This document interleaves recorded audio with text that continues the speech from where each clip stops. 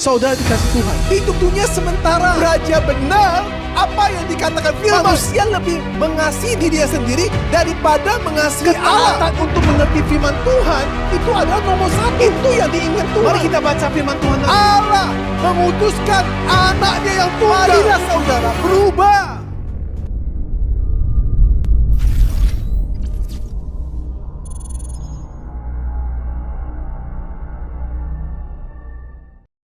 Selamat pagi, Shalom semua jemaat-jemaat Gereja Reform Karismatik.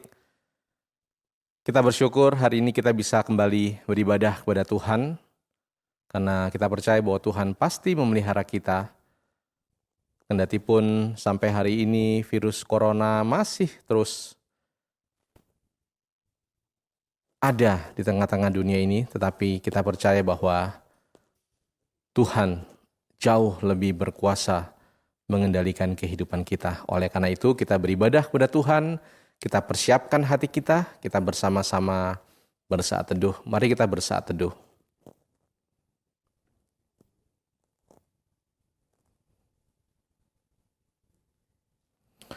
Amin. Firman Tuhan dari Mazmur pasal yang ke-108 ayat yang ke-5 dan 6 bersama-sama kita baca. Tinggikanlah dirimu mengatasi langit ya Allah, dan biarlah kemuliaan-Mu mengatasi seluruh bumi, supaya terluput orang-orang yang Kau cintai. Selamatkanlah dengan tangan kanan-Mu dan jawablah aku. Mari kita berdoa.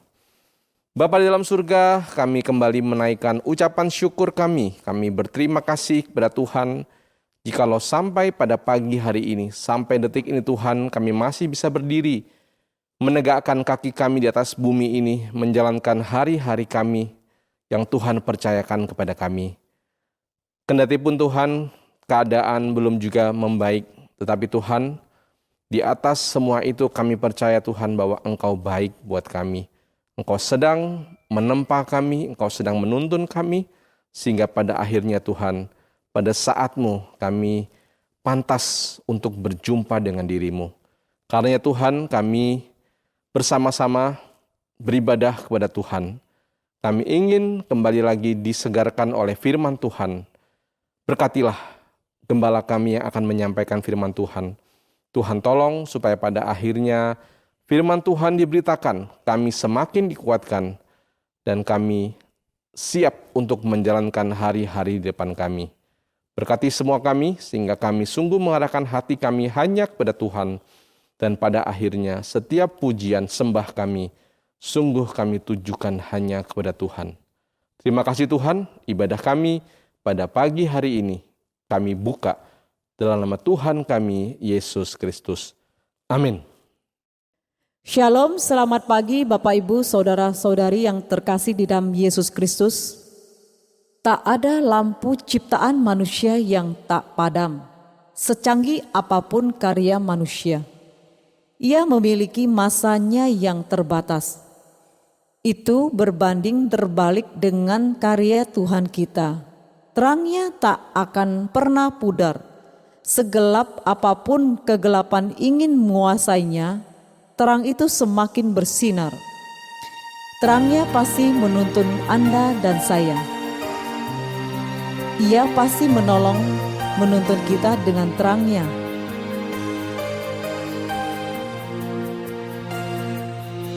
Saat ku berjalan, kasih-Mu menerangi langkahku.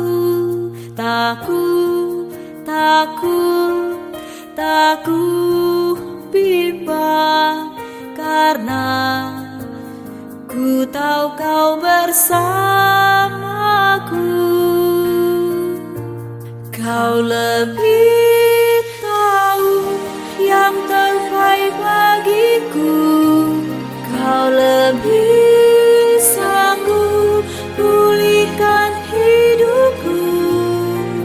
Ku berserah, ku percaya hanya Yesus Yesus, penolong yang setia.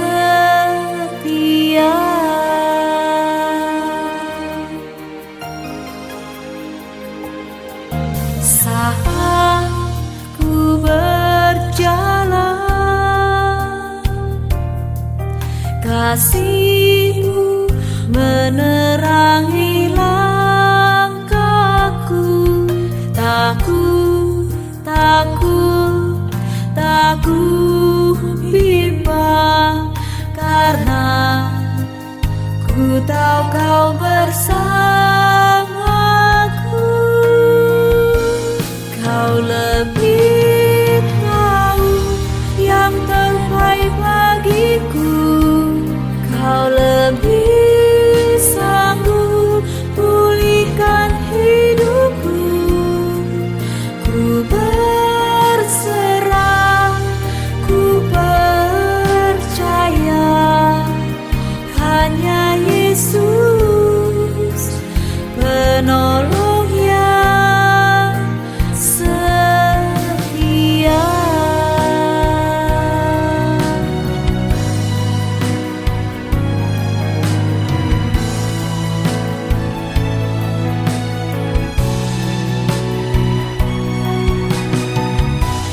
Kau lebih tahu yang terbaik bagiku. Kau lebih sanggup pulihkan hidupku. Ku berserah, ku percaya, hanya Yesus, penolong yang setia.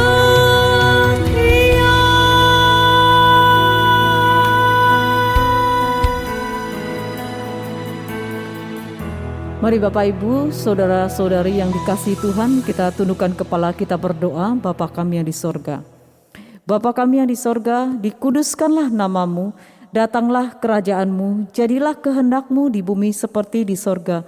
Berikanlah kami pada hari ini makanan kami yang secukupnya, dan ampunilah akan kesalahan kami seperti kami juga mengampuni orang yang bersalah kepada kami.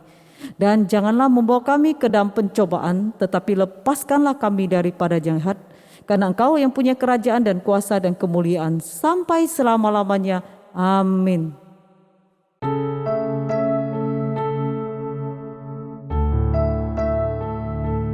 Salam, selamat pagi Bapak, Ibu, dan saudara-saudari yang dikasihi Tuhan.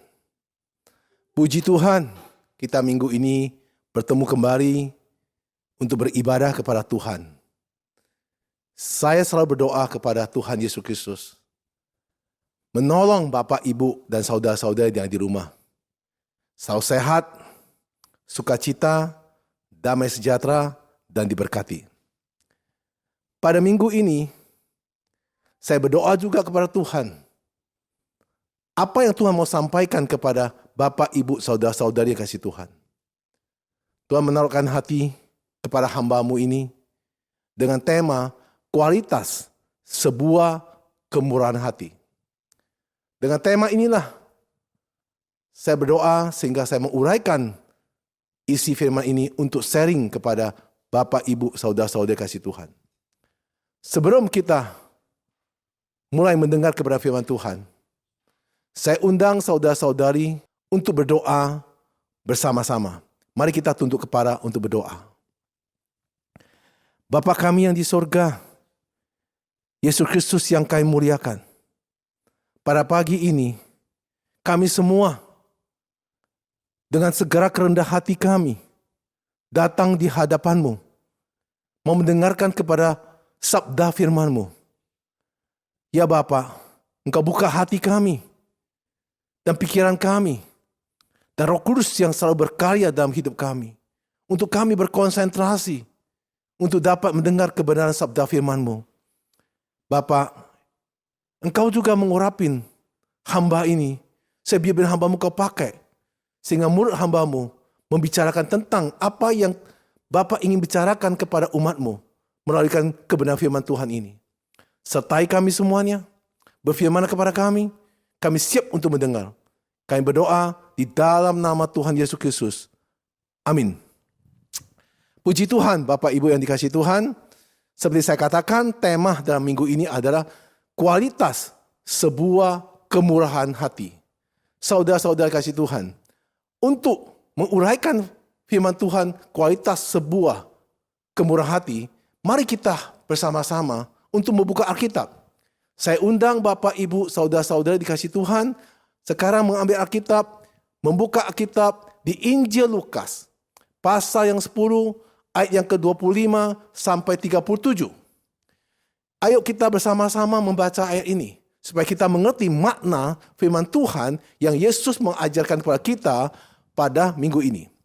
Mari kita akan baca bersama-sama. Ayat ke-25. Pada suatu kali, berdirilah seorang ahli Taurat untuk mencobai Yesus.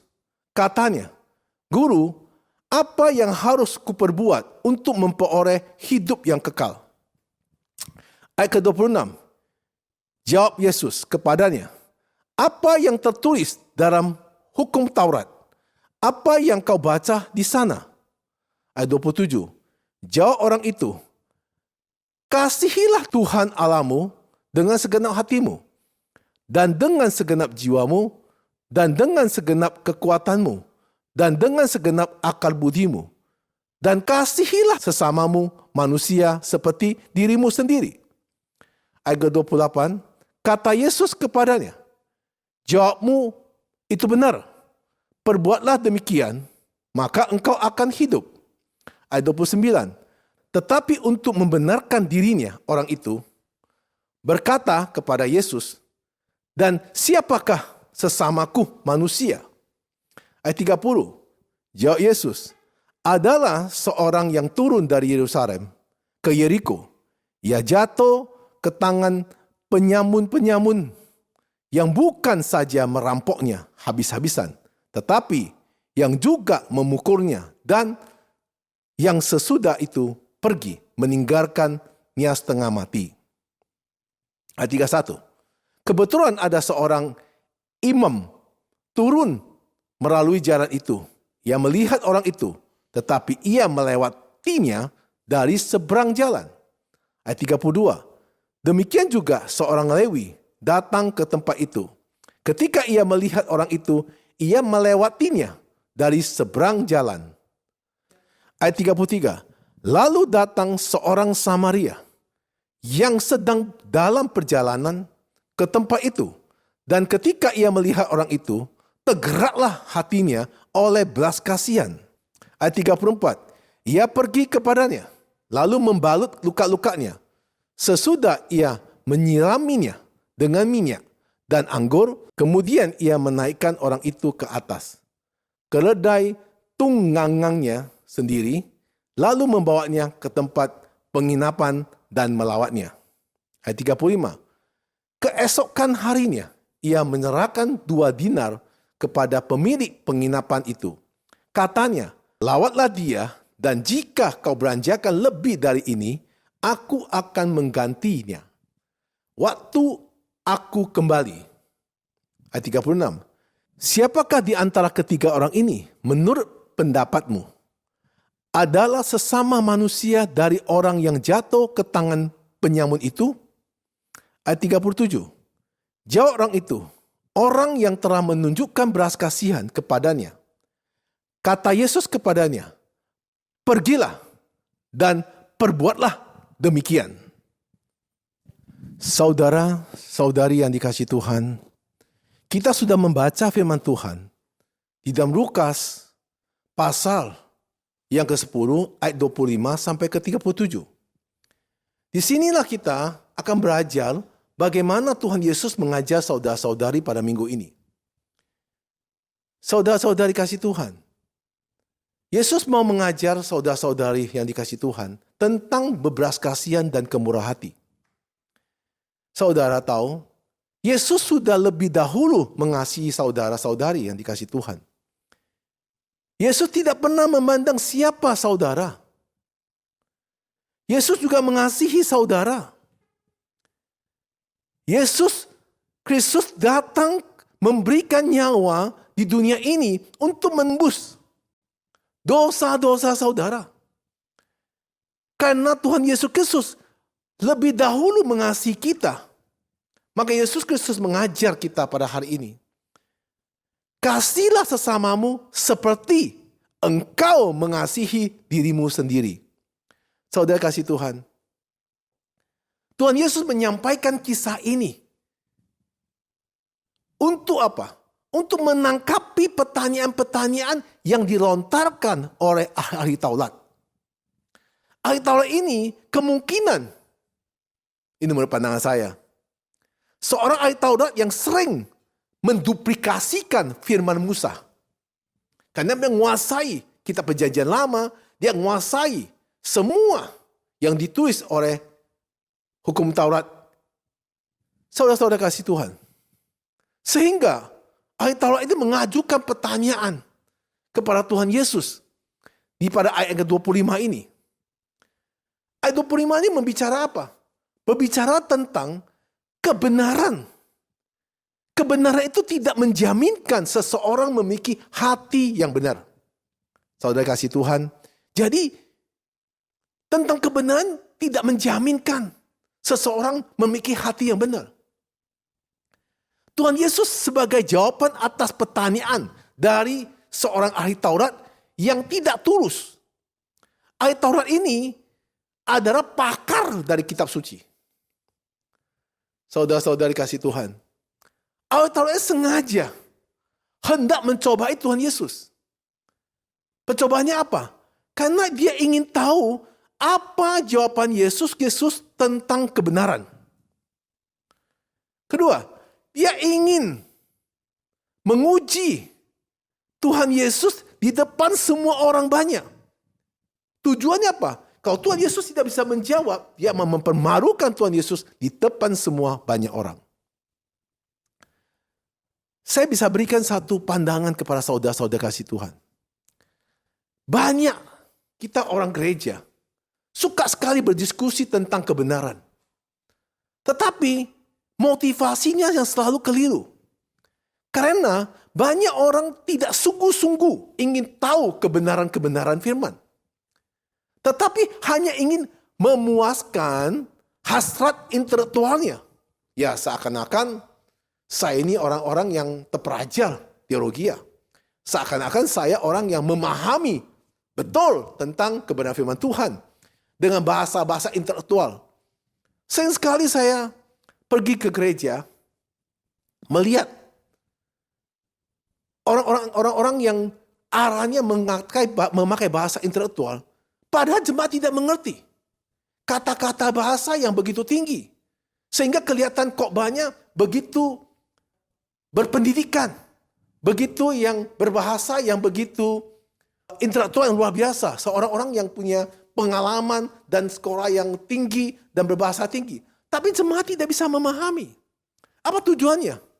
Tujuannya adalah untuk memperlihatkan bahwa dia adalah orang yang paling mengerti tentang kebenaran. Nah, saudara kasih Tuhan. Dan juga itu, saya juga menjebak lawan bicara dan mempermarukan banyak orang di depan. Saudara-saudara dikasih Tuhan. Nah, saudara kasih Tuhan, itulah pada ayat yang ke-25, kenapa orang ahli Taurat bertanya kepada Yesus tentang bagaimana hidup yang kekal. Saudara kasih Tuhan. Kemudian pada ayat 26 sampai 27, Yesus menjawab. Apa jawaban Yesus? Apa yang tertulis dalam kitab Taurat? Yesus menjawab, itu semua dikutip dari kitab perjanjian lama. Yesus menjawab pertanyaan ini yang sudah ditulis oleh hukum Taurat. Yaitu kitab Ulangan pasal 6 ayat 5. Mari kita baca. Ulangan pasal 6 ayat 5. Kasihilah Tuhan Allahmu dengan segenap hatimu. Dan dengan segenap jiwamu. Dan dengan segenap kekuatanmu. Saudara dikasih Tuhan. Bukankah firman Tuhan pada ayat yang ke-27 ini? Jawab orang itu.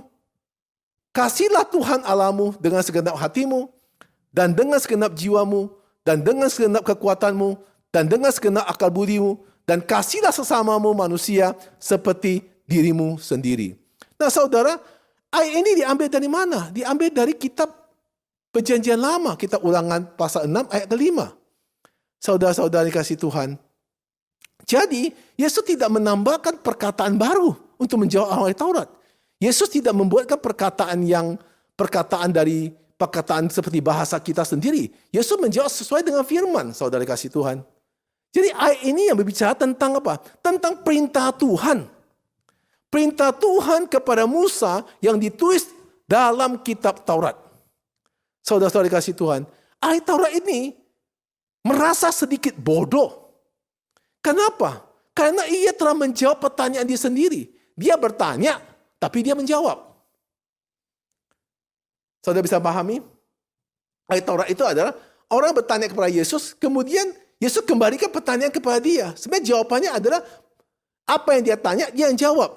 Nah, jawab apa? Jawab sendiri dengan tepat.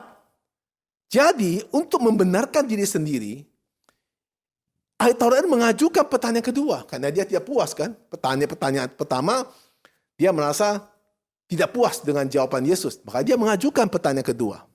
Pertanyaan kedua adalah, dan siapakah sesamaku manusia? Siapakah sesamaku manusia? Itu pada ayat ke-29. Saudara-saudari kasih Tuhan. Kitab suci tidak menjaminkan perubahan karakter bagi orang yang menguasai Alkitab. Seperti pada ahli Taurat itu. Ia sangat menguasai kitab suci. Maka ia bertanya kepada pertanyaan yang selalu ingin membenarkan dirinya. Karena ahli Taurat selalu orang intelektual. Dia mengerti semuanya, dia menganggap bahwa dia yang paling benar. Nah, pertanyaan kedua, dia bertanya kepada Yesus, siapakah sesamaku manusia? Bagaimana Yesus menjawab?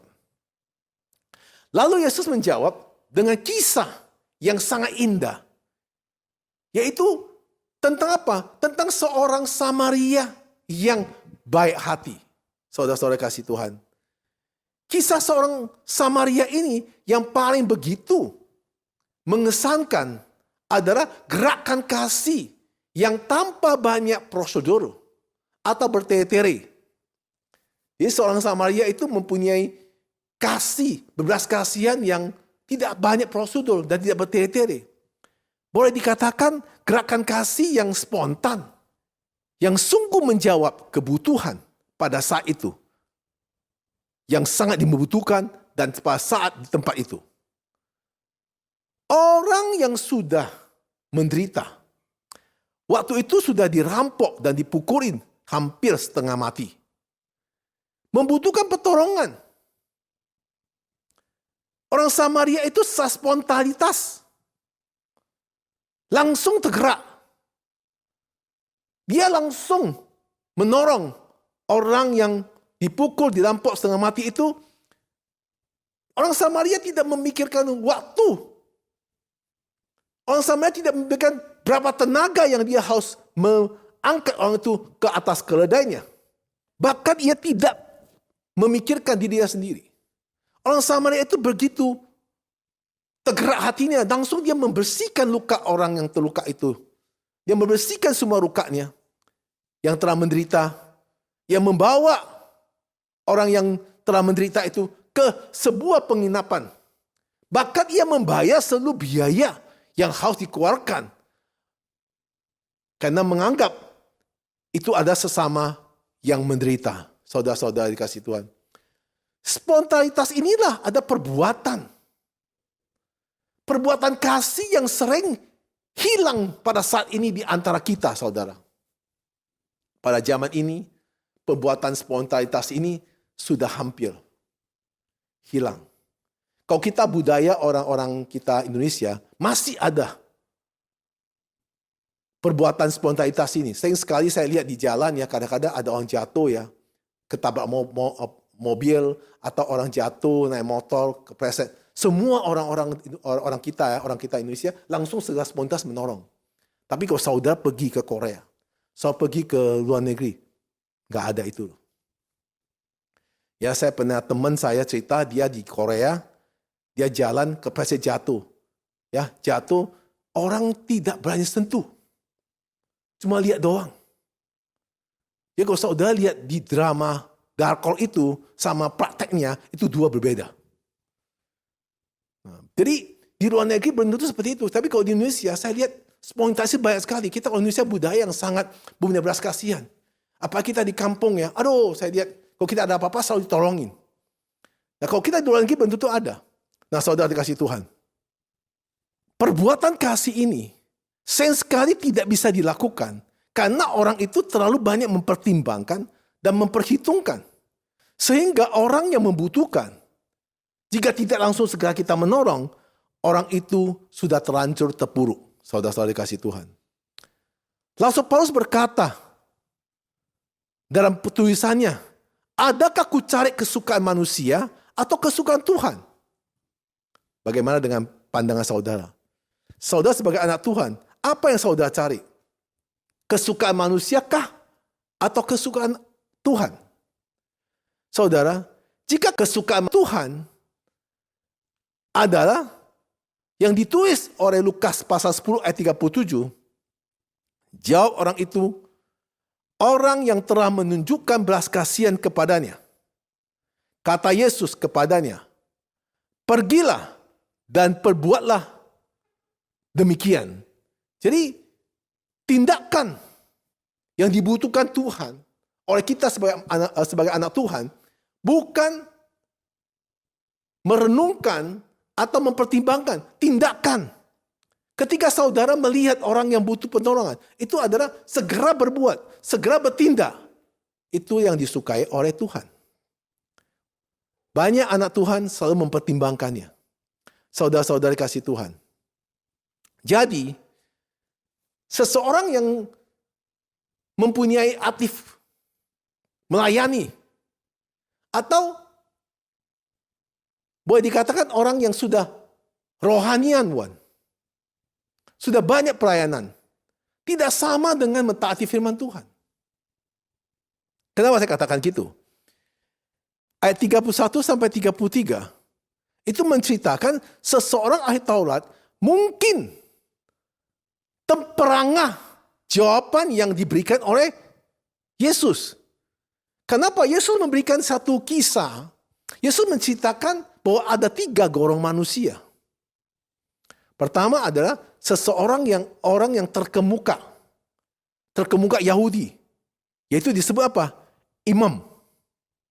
Nah, imam itu merasa bahwa dia seorang yang sudah top lah, seorang pakar lah, seorang dihormati, seorang yang terkemuka. Nah, itu bicara tentang seorang imam. Jadi jabatan imam itu pada zaman itu jabatan paling tinggi. Kedua, seseorang yang melayani di bait Allah itu disebut Lewi. Ya mungkin di gereja adalah orang Lewi itu adalah ya WL, singer, pelayanan, ya dia melakukan aktivitas gereja lah. Aser yang melakukan pelayanan itu disebut Lewi.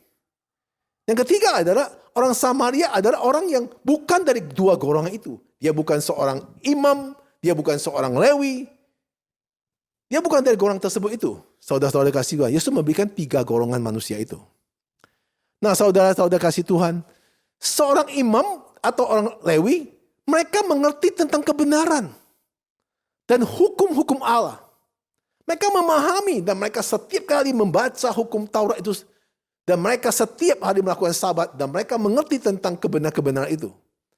Sehingga mereka ketika melihat seseorang terluka dan dirampok dan dipukul setengah mati, saudara coba bayangkan, mereka bisa melewati begitu saja dan tidak peduli. Nah ini pertanyaan. Saudara dikasih Tuhan, pertanyaan sangat besar. Kenapa orang yang mengerti Taurat yang begitu kuat, mengerti pelayanan begitu besar, atau mengerti pelayanan, mengerti kebenaran itu, kenapa melihat orang yang sudah dirampok, dipukul setengah mati, tidak peduli? Kenapa? Kalau kita lihat sekarang ini, saya lihat sekali orang-orang rohani di dalam gereja, rohaniawan, yang setiap kali ikut PA, membaca kitab dengan pagi, siang, dan malam, dan belajar teologi. Saya lihat mereka untuk mempedulikan tentang berbelas kasihan kepada orang sesuatu yang terluka, orang sesuatu yang punya masalah. Jarang sekali orang itu mau mempeduli. Mereka orang-orang yang mengerti kebenaran tidak membelas kasihan. Padahal mereka memegang hukum Taurat. Orang gereja memegang Alkitab, tapi juga tidak belas kasihan. Jadi kalau saudara itu kecewa sama gereja, salah. Saudara kecewa pada pelayanan, itu salah. Karena orang gereja sama pelayanan, ya, itu juga sama, tidak ada belas kasihan. Apa saat pandemi ini? Ya, pendeta mau mati kah? Ya, pelayanan setengah mati kita susun syuting untuk khotbah. Kita juga pendeta juga pagi, siang, malam berdoa. Ya, siapa peduli? Gak ada peduli. Kalau saudara mati, dia bilang, sudah waktunya Tuhan. Sudah waktunya Tuhan. Saudara gak makan. Ya, saudara mengalami kesulitan. Coba saudara minta belas kasihan sama orang. Dimaki-maki. Itu saya alami. Di saat pandemi ini sangat jelas melihat anak Tuhan itu secara jelas dengan mata saya terbuka. Bahwa yang diajarkan oleh Tuhan Yesus tentang kasih, tentang mengasihi sesama, tentang berbelas kasihan, hilang semua. Ya, saya pernah doa orang ya di Singapura. Ya, dari airport sampai ke rumah sakit. Uang taksi pun gak bayar. Satu gelas air pun dikasih minum. Satu roti pun tidak ada. Ya, kemudian dia gak pikir, aku pendeta datang dari Jakarta itu mungkin terbang kayak Superman. Sampai sana, ini aku itu robot. Mungkin gak usah kasih minum. Ya, ucap terima kasih dia enggak. Ketika orang itu tidak sembuh, aku dimaki-maki. Jadi, begitu mengerikan dalam untuk pelayanan ini. Kalau kita bukan seorang yang dipanggil Tuhan dengan ditaruh oleh Roh Kudus di dalam hati kita, orang yang bermurah hati, seperti orang Samaria itu, gak kuat dalam pelayanan. Gak kuat dalam pelayanan. Jadi, orang itu juga orang yang, waktu saya melayani orang itu baca kitab. Saya lihat di ruangan rumah sakit itu, di ruangan tempat orang sakit itu, Alkitab ada, buku-buku rohani gitu banyak. Pujian-pujian begitu banyak. Tapi dia gak pernah peduli. Nah, saudari kasih Tuhan. Jadi kalau kita bicara tentang kebenaran, dan orang itu semua punya membenarkan diri. Jadi saudara-saudara kasih Tuhan, seperti orang ahli Taurat itu, dia tidak mempunyai belas kasihan, dan dia mengerti tentang kebenaran. Boleh juga, ahli Taurat itu kenapa tidak berani menolong orang yang terluka, yaitu yang dipukul, dirampok, sampai setengah mati, kenapa dia nggak boleh sentuh? Karena di dalam kitab Imamat, pasal 21 ayat 1, firman berbunyi, Tuhan berfirman kepada Musa, berbicara kepada para imam, anak-anak Harun, dan katakan kepada mereka, seorang imam janganlah menajiskan diri dengan orang mati di antara orang-orang sebangsanya. Mari kita baca satu firman Tuhan lagi. Bilangan 19 ayat ke-11. Orang yang kena kepada mayat, ia najis 7 hari lamanya. Jadi saudara kasih Tuhan. Jadi imam dan Lewi ini tidak mau sentuhan kepada orang terluka yang kena rampok setengah mati itu. Karena dianggap najis saudara-saudara kasih Tuhan. Boleh dikatakan juga, saya main 17 tahun. Ya. Saya jatuh di gereja. Orang cuma lihat. Oh, Pak Pendeta jatuh karena gak hati-hati. Coba kalau jemaat jatuh. Saya pendeta cuma lihat ini. Pendeta gak tahu diri, gak punya belas kasihan. Nah, itulah yang kita praktekkan selalu gitu. Ya. Coba kita makan lagi. Pendeta makan dulu atau jemaat makan dulu? Saya makan sama beberapa pekerja gereja. Saya makan semua beberapa jemaat. Ya. Saya duduk. Saya bilang mari kita berdoa. Begitu doa selesai, saya mau ke toilet. Balik, makanan udah habis semua. Ngeri loh. Jadi kalau kita makan pun kita harus amankan diri sendiri dulu. Makanya kalau bicara tentang pelayanan, itu mengerikan semua saudara-saudara kasih Tuhan. Nah, saudara kasih Tuhan. Ketika dihadapan dengan kebutuhan sesama, baik seorang imam dan seorang Lewi, sama-sama tidak mau mempraktekkan kebenaran. Padahal orang imam itu dan orang Lewi itu selalu memberitakan tentang kebenaran. Kenapa saya katakan dia beritakan tentang kebenaran? Karena dicatat oleh kitab Ulangan pasal 6 ayat 5. Dalam kitab Taurat itu. Apa bunyinya?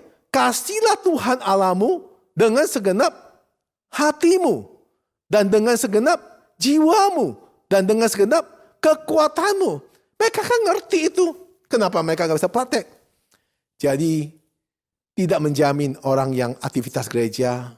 Tidak menjamin seorang pendeta. Tidak menjamin seorang ahli teologi yang bisa mempraktekkan belas kasihan, yang bisa mempraktekkan untuk mempunyai kemurah hati, tidak jamin.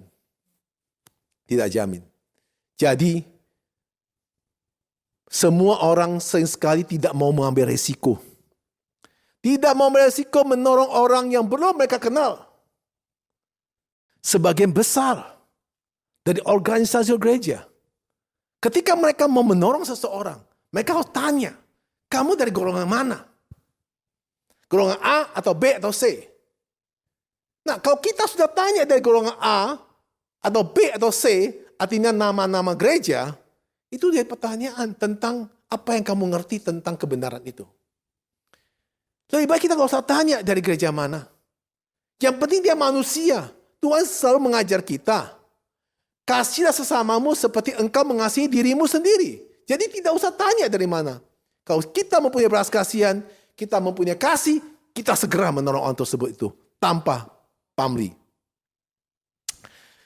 Berapa tahun lalu ya, ada satu jemaat datang ke gereja saya. Itu waktu itu pada hari Jumat kalau nggak salah. Saya masih mengajar penderama Alkitab.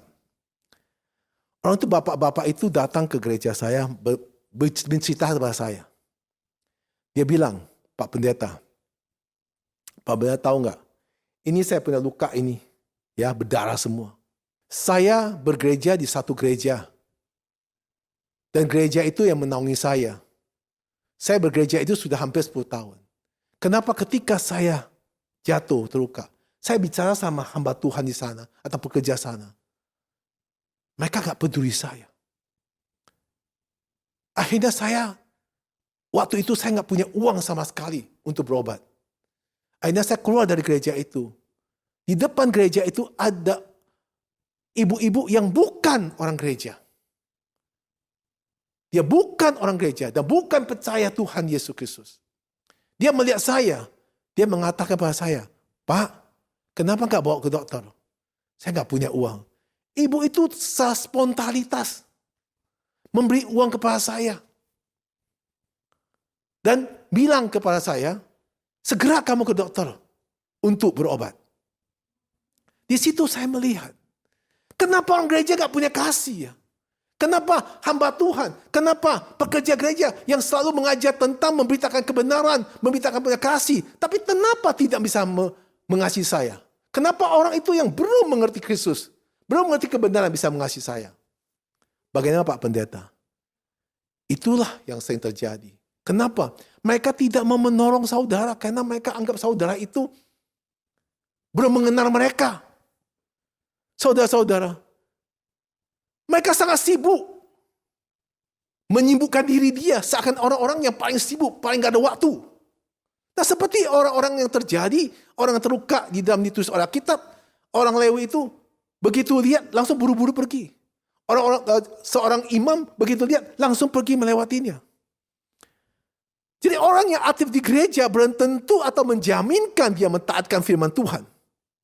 Yang seharusnya mereka harus taati. Saudara kasih Tuhan. Tuhan Yesus menghendaki kita mengasihi sesama manusia. Bukan manusia yang sama dengan kita. Maka orang ahli Taurat bertanya kepada Yesus, siapakah sesamaku manusia? Saudara kasih Tuhan. Sayang sekali kita mengukur sesama manusia itu dengan apa? Dengan level. Wah, ini level saya, ini bukan level saya. Disinilah keblok-blokan rohani kita. Sehingga kita mau menolong orang itu karena sama level. Wah, ini standar saya, ini orang kaya, standar sana. Boleh kita tolong dia. Ini orang miskin, kita nggak boleh tolong dia. Itulah mau ikut level. Dan ini golongan saya, intelektual. Ini geng saya, kita harus tolong. Ini bukan geng saya. Mengukur dari level standar. Memang manusia punya standar. Apa yang manusia standar? Manusia membuat standar. Manusia tidak punya standar. Semua manusia sama di mata Tuhan. Baik dia miskin, baik dia kaya. Itu kan semua fasilitas. Tetapi setiap namanya umat manusia, semua kita sama di mata Tuhan. Saudara, kita juga sering sekali mengukur dengan sesama dengan golongan. Ini golongan kita, ini golongan bukan golongan kita. Itulah yang terjadi kehancuran, keblok-blokan rohani kita. Tuhan Yesus datang ke dunia ini. Tidak pernah memilah-milah. Manusia itu kamu dari golongan mana. Dan tidak pernah memilah-milah kamu kulit warna apa. Dulu kulitnya saya warna putih. Sekarang aku sering olahraga. Lari pagi, jemur matahari, jadi hitam. Waktu saya kulit putih itu, apakah Tuhan Yesus mengasihi saya? Setelah aku kulit hitam, Tuhan Yesus mengasihi saya? Tuhan Yesus tidak pernah melihat itu. Manusia selalu memilah-milah itu. Ini golongan saya. Ini bukan golongan saya. Di mata Tuhan semua manusia itu sama. Baik dia dari golongan manapun. Baik dia punya fasilitas apapun. Baik dia punya warna kulit apapun. Di mata Tuhan semuanya sama. Kau tidak hidup dalam kebenaran, tidak masuk surga. Hidup dalam kebenaran, kita masuk surga. Saudara-saudara kasih Tuhan. Orang Samaria yang memberikan pertolongan kepada orang yang terluka itu. Padahal orang Samaria sendiri adalah darah orang campuran. Dia bukan Yahudi. Sungguh sebuah contoh atau cerita yang sangat dramatis. Saudara-saudara kasih Tuhan. Orang yang ditolong bukan berasal dari kaum yang sama. Orang yang ditolong dengan kaum yang berbeda. Tapi saudara tahu, orang yang terluka itu yang setengah mati ini. Kaum dia yang selalu menghina golongan-golongan orang Samaria. Yang selalu juga mengasingkan golongan-golongan Samaria. Karena orang-orang Samaria adalah orang-orang darah campuran waktu itu. Mereka tidak bisa berhubung dengan orang Yahudi. Saudara dikasih Tuhan. Saudara, bukankah Tuhan suruh kita mengasihi sesama? Termasuk orang yang pernah menghina kita. Dan juga menyakiti kita. Mampukah saudara pada hari ini untuk mengasihi sesama kita? Orang yang pernah menghina kita, orang yang pernah menyakiti kita, kita harus bisa mengasihi. Mampukah saudara lakukan? Jika saudara mampu lakukan, maka saudara sudah melakukan apa yang Tuhan perintah kepada saudara. Saudara renungkan baik-baik. Ya, banyak kita tidak mampu. Saya dulu pun tidak mampu. Hari ini saya mampu bukan karena saya bisa, karena Roh Kudus yang bekerja pada diri saya. Bagaimana dengan saudara? Nah, saudara kasih Tuhan, kita membutuhkan kasih karunia dari Tuhan Yesus Kristus. Untuk apa? Untuk memampukan kita untuk mengasihi orang lain. Tanpa kasih karunia dari Tuhan, kita tidak mampu mengasihi orang lain. Ingat baik-baik saudara. Untuk mengasihi sesama itu tidak gampang. Kita manusia egois. Manusia asal mementingkan diri sendiri. Di saat pandemi inilah, keegosentrik kita itu nomor satu. Semua orang mengaman diri. Mengamankan perutnya. Mengamankan keamanan keuangannya. Mengamankan semua fasilitasnya. Mana mau tahu lagi. Sekarang ada orang susah. Semua lomba-lomba menghindar. Ya. Dulu, sebelum pandemi, handphone saya, WA saya, gak berhenti-berhenti orang WA. Pak Pendeta sudah makan belum? Pak Pendeta, ada kesulitan gak? Sekarang, gak ada bunyi sama sekali. Saya tanya, Bapak bagaimana, sehat gak? Saya tanya, Bapak lagi ada kesulitan gak? Tidak ada jawaban. Ketika dia jawab, dia takut sekali. Bahwa kita pendeta membutuhkan sesuatu. Padahal enggak, saya cuma tanya. Itu pun tidak ada jawaban. Kenapa? Takut. Nah, saudara ingat. Kita sangat butuh kasih karunia dari Tuhan. Kalau kita tidak punya kasih karunia Tuhan, kita tidak bisa mengasihi orang lain. Kalau saudara cerita dari Yesus meminta ahli Taurat itu, supaya ahli Taurat itu meneladani perbuatan orang Samaria.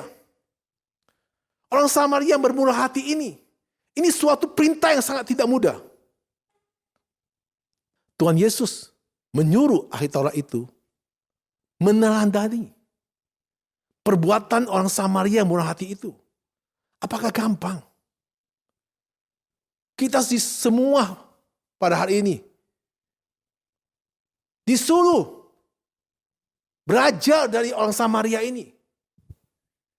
Saudara yang kasih Tuhan, jangan kita mengasihi orang dengan memandang sebelah mata.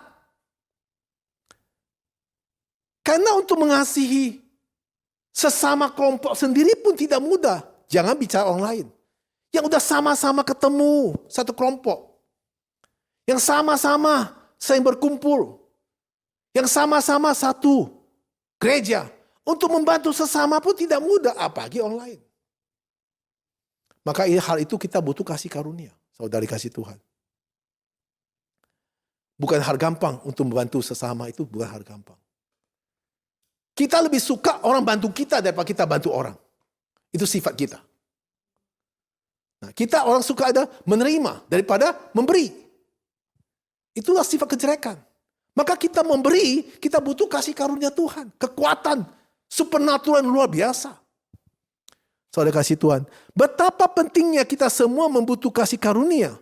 Agar Tuhan, Yesus Kristus, yang kita perintah kepada kita, semua kita bisa taati. Apa yang diperintah Tuhan kita bisa taati kalau kita mempunyai kasih karunia Tuhan. Saya pikir-pikir memang sangat sulit sekali. Kenapa? Untuk benar-benar mengasihi diri kita sendiri aja masalah, Bapak, Ibu dikasih Tuhan. Gak usah bilang mengasihi orang lain. Mengasihi diri kita sendiri aja sulit. Saudara, apalagi kita suruh mengasihi Allah. Waduh, itu pertanyaan besar. Makanya saya bilang, kalau orang bisa mengasihi sesama, baru bisa mengasihi Allah.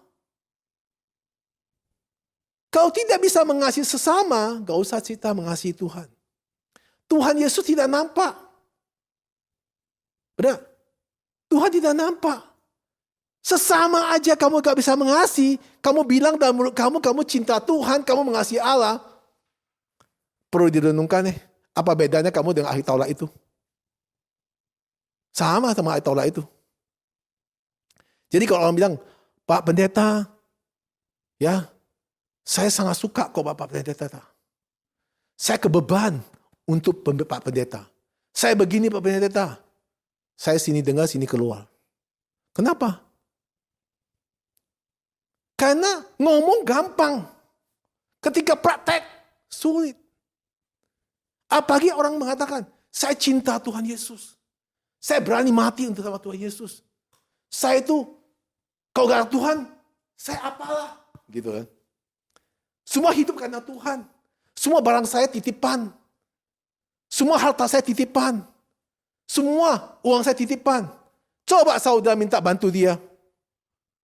Dia bilang, Tuhan titip saya, tapi tidak titip ke kamu. Dengar baik-baik. Tuhan titip saya, supaya saya nikmati. Tapi Tuhan tidak titip untuk kamu. Kalau kamu mau, kamu minta sama Tuhan, biar Tuhan titip kamu. Nah, saudara coba bayangkan. Cilaka gitu. Kini saya sudah banyak dengar, Bapak Ibu dikasih Tuhan, saudara-saudara dikasih Tuhan. Jadi, kalau kita bicara kita mengasihi Tuhan, pikir dulu. Sudahkah saudara bisa mengasihi sesama? Kalau saudara bisa, saya pasti bisa mengasihi Allah. Saudara, orang Samaria yang bermurah hati ini bukan sekedar belas kasihan. Dia menolong orang terluka yang setengah mati ini tanpa pamrih. Kisah yang diceritakan Yesus ini mengajar kita. Mengajar kita apa? Untuk kita bisa menghancurkan cermin keegoisan kita. Pembenarkan diri kita. Menghancurkan tembok-tembok keangkuhan diri kita. Yang selalu ingin mencari pembenarkan diri. Ini cerita yang diajarkan oleh Tuhan Yesus pada kita pada minggu ini. Padahal kita sudah berkali-kali mendengar kebenaran firman Tuhan. Bukan sekali, berkali-kali.